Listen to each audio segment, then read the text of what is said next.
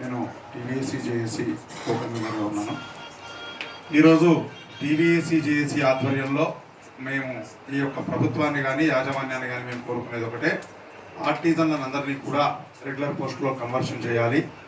ఎందుకంటే తెలంగాణ రాకముందు ఉన్నటువంటి ఉమ్మడి ఆంధ్ర రాష్ట్రంలో కాంట్రాక్ట్ అవుట్సోర్సింగ్ ఎంప్లాయీస్ అందరినీ కూడా రెగ్యులర్ పోస్టులోకి కన్వర్షన్ చేస్తాము, విలీనం చేస్తామని చెప్పినటువంటి ప్రభుత్వము, గత ప్రభుత్వము ఆర్టిజన్స్ అనే సపరేట్ పేరు పెట్టి సౌతి తల్లి ప్రేమతో మా మీద ఒక సపరేట్ క్యాడరు, సపరేట్ రూల్స్ అనేవి క్రియేట్ చేసి పెట్టారు. రెగ్యులర్ ఉద్యోగులతో సమానంగా ఉన్నటువంటి ఎటువంటి సౌకర్యాలు కూడా ఈ యొక్క ఆర్టిజన్స్కు లభించడం లేదు.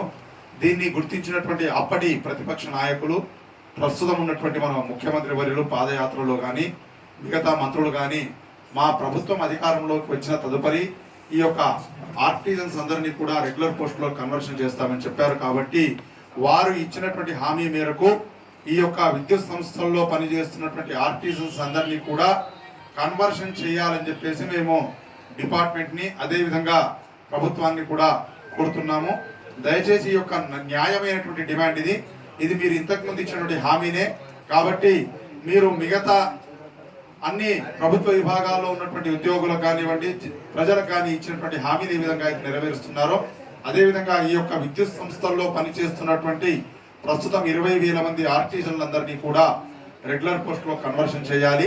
అదేవిధంగా ఈ యొక్క టీవీఏసీ జేఏసీ ఆధ్వర్యంలో శాంతియుతంగా చేసినటువంటి ఈ యొక్క ధర్నా కార్యక్రమాలకు ఇంతకుముందు అన్ని రకాలుగా సహకరించేటువంటి ప్రభుత్వము నిన్నటి చలో విద్యుత్ సోదా కార్యక్రమాన్ని మాత్రం అడ్డుకోవడానికి చాలా ప్రయత్నం చేసింది. దాన్ని జేఏసీ ముక్తకంఠంతో ఖండిస్తుంది. దయచేసి కొంతమంది చెప్పుడు మాటలు వినకుండా మంత్రి గారు, విద్యుత్ శాఖ మంత్రి గారు ఈ యొక్క టీవీఎస్సీ జేఏసీ నాయకులను చర్చలకు పిలిచి యాజమాన్యం ఆధ్వర్యంలో లేదా లేబర్ కమిషనర్ ఆధ్వర్యంలో చర్చలకు పిలిచి ఈ యొక్క న్యాయమైనటువంటి కోరికను ఆర్టిజన్స్ కన్వర్షన్ చేయాల్సిందిగా విజ్ఞప్తి చేస్తున్నాం. జై టీవీఎస్సీ జేఏసీ.